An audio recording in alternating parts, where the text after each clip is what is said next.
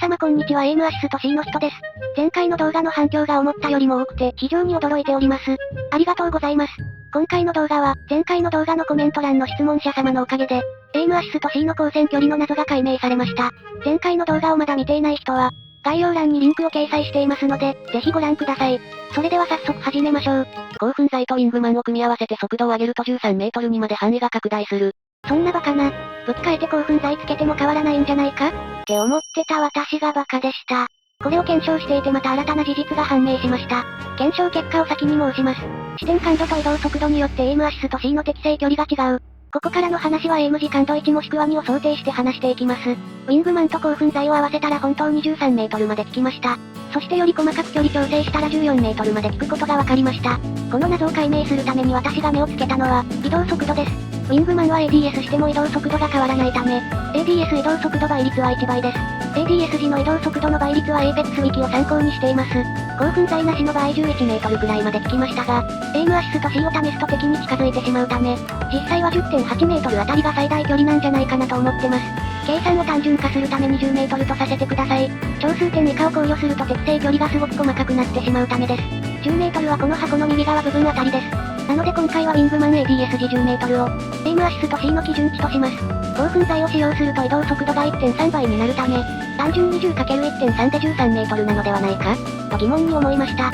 前回の検証で R99 は7メートルまでとの結果になりましたが、R99 の ADS 時の移動速度倍率は 0.75 倍なので、10×0.75 で正しくは 7.5 メートルなのだと思います。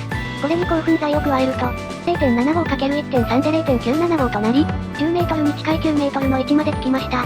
興奮剤が切れるとこの距離でエイムアシスと C は効かず詳細感度の速度減衰になります。アサルトライフルのフラトラ ADS 時 0.5 倍を試してみます。ご覧の通り5メートルまでは効きますが、超えるとエイムアシスと C が効きませんでした。敵の周りから速度減衰がかかっています。興奮剤を使用すると 0.5×1.3 で約 0.65 メートルまで効きました。SR は ADS 移動速度 0.35 倍なので、約 3.5 メートルまでエイムアシスと C が効きました。4メートルだと効きません。興奮剤使用時も同じで 1.3 倍の、約 4.5 メートルまで効きました。ショットガンのピースキーパー、エヴァ8、マスティフは、0.9 倍なので9メートルまで効きました。興奮剤だと 0.9×1.3 の 11.7 メートルくらいまで効きました。そして最も遠くまでエイムアシスと C が発動するのは移動速度が低下しない、ウィングマン、モザンビーク、P20、RE45 の11メートルということになります。この4つの武器は移動速度アップ系のアビリティ付きで、約14メートルまでつきました。なので最大距離は14メートル。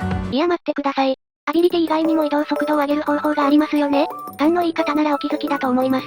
そうです、スライディングです。スライディングをしながらだと体感ですが1メートル距離が伸びました。ウィングマンの適正距離は約11メートルなのですが、12メートルの位置でスライディングをすると、エイムアシスと C が効いています。検証映像が微妙？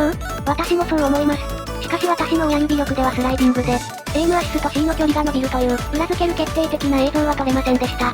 一つ証拠を挙げるとすれば、パッド歴1ヶ月の私がスライディングしながら、敵の中心にカーソルを合わせ続けられている事実ですかね。なので理論上最もエイムアシスと C が遠くまで発動するのは、移動速度アップのアビリティ、移動速度1倍の武器、スライディング、という結果になりました。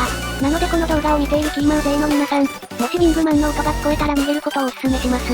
絶対に勝てません。この検証結果からわかる通り移動速度で適正距離が違うということは、4年の8月のアップデで SMG の ADS 移動速度が 0.85 から 0.75 に弱体化してるので、実質エイムアシスと C の適正距離も減っています。つまりシーズン18の8月まで SMG の99やボルトなどは、ぶっ壊れのぶっ壊れだったということです。そりゃキーマウでは勝てないわけです。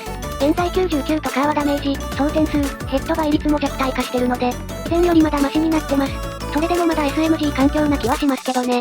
これらに加えて感度が低い方が適正距離が伸びると話しましたが、これはあくまで数字感度の1234が影響します。なので例えばエイム時感度4にして詳細スコープ設定感度を下げても、感度4の時の適正距離は同じです。この距離でもエイムアシスと C はつきません。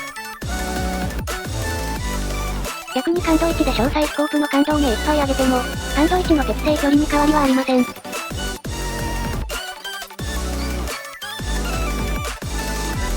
そして感度3と4の場合、先ほど検証した感度1と2の距離のおよそ6割の距離でエイムアシスと C がつきます。ウィングマンプラス興奮剤の場合最大8メートルまでエイムアシスと C がつきました。感度3と4に関しては結構ざっくり検証したので多少のズレはあると思います。そして移動速度でエイムアシスト C の適正距離が違うとなると、大きく変わるものがあります。それは、レジェンドたちの評価です。移動速度アップができるレジェンドは、マットマギー、ブラハ、オクタン、バンガロール、バリスティックの5人です。大砲お姉さんは被弾、または攻撃がかすめると、パッシブの駆け足で移動速度アップできますが、走っている時にのみ発動するので打ち合いの時は速度アップしません。大砲お姉さんの評価は変わらずです。アドマギはパッシブアビリティで、ショットガン装備中に移動速度を 1.15 倍にするので、ボタン B プラスハンマーポイントが、11.5 メートルまでエイムアシスト C が効いて DPS も出せます。ルートのレッカーボールは速度アップしますが、効果時間が2秒なので実戦向きではない気がします。ブラハのウルトは30秒間速度アップするので実戦向きです。しかも発動中に敵をノックダウンさせることで、1回につき効果時間が5秒から15秒延長されるので、1パーティー壊滅させるまで十分な時間が取れます。オクタンは興奮剤でいつでも速度アップできるので使い勝手がいいです。すぐ使えるという点でオクタン強いです。ソロでプレイするならオクタン1強だと思います。そして私の中で最も評価が上がったのが、バリオジです。バリオジのウルトのテンペストは、付近の味方に効果付与。リロード時間が通常時の約半分になる。所持弾薬が無限になる。効果時間30秒。自分と味方が敵をダウンさせるたびプラス5秒延長される。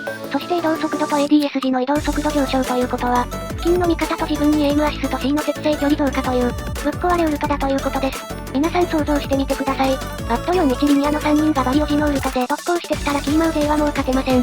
中距離でも SMG でバシバシワンマがしてきます。そして私には近い未来の感度設定キャラ武器を確信しています。もしウィングマンがケアパケから通常武器に戻ってきた場合、4日リニアウィングマンオクタンが流行ります。こうならないためにも運営は、ウィングマンのダメージを40まで下げるとかしないといけません。今回の検証を一言でまとめると、4日リニアウィングマンオクタン最強ってことになりました。今回の質問者様のおかげで、また一つ新たな発見ができました。ありがとうございます。少しでもこの動画が良かったと思った人だけでいいので、高評価とチャンネル登録していただけると幸いです。それでは最後までご視聴いただきありがとうございました。ここからはコメントの質問返信コーナーになります。エイムアシストオン、オフで数時間度のアシストのかかり方が変わるからそれの検証もしてほしい。私も以前この情報を聞いたことがあって、試した時は何も違いがわからなかったのでスルーしてましたが、試してみましょう。ターゲット補正を両方オフにして、詳細スコープ設定ありの、4日リニアで試してみます。前回の動画同様、エイムアシスト A のエリアから加速して反対側からエイムアシスト B が効いています。詳細感度のターゲット補正オフにした方がいいという噂は、何シーズンか前に数時間度のエイムアシストのかかり方が、バグってたって時期があったみたいなので、その時の噂が誇張されたものだと思います。光線距離の違いも試してみましたが、違いは発見できませんでした。なので現時点ではターゲット補正オンオフは、数時間度に影響しないと思われます。謎の引っかかりはほぼ確実に加速が切れているからですね。詳細感度で加速以外全て例にしてみるとわかりやすいです。前回の動画の最後の方に、エイムアシスト A の外側に謎の速度減衰があるって話をしました。視点加速を考慮していなかったので私も気になります。試してみましょう。詳細感度で腰浮き感度もエイム時間度の加速のみで設定します。スコープ設定はオフです。加速のみにするとエイムアシスト内の感度が極端に下がるので、少し遠目から試します。結論をお話しすると、加速のみにすると逆に外側の謎の引っかかりのエリアが広まりました。可視化するとこんな感じです。大外側に謎の速度減衰があり、エイムアシスト A で少し加速して、エイムアシスト B で減速、加速、減速、といった挙動になりました。スローにするとわかりやすいです。エイムアシストオフの状態から、謎、A、B、A、謎、エイムアシストオフ。等速だとこんな感じです。今度は詳細感度の加速を完全に切った状態で同じように試してみます。スティックは左右とも最大まで倒します。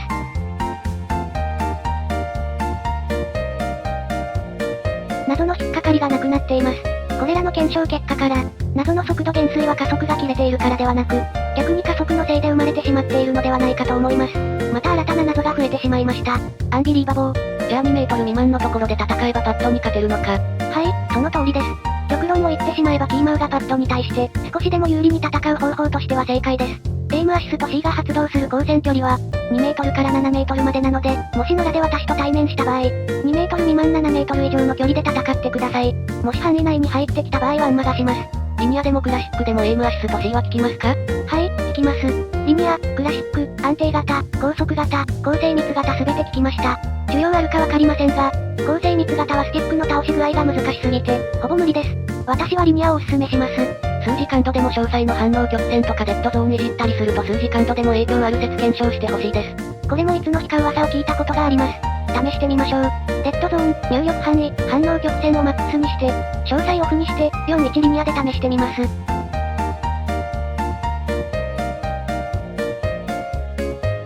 真ん中から速度減衰がかかっているので、影響してないと思われます。これも何かしらの噂が誇張されて広まったのではないかと思います。ですが、詳細のスコープ設定が数字感度に影響する事実があることから、完全に影響していないとは言い切れません。このゲームはバグだらけですからね。次回もコメント返信したいと思います。バイバイ。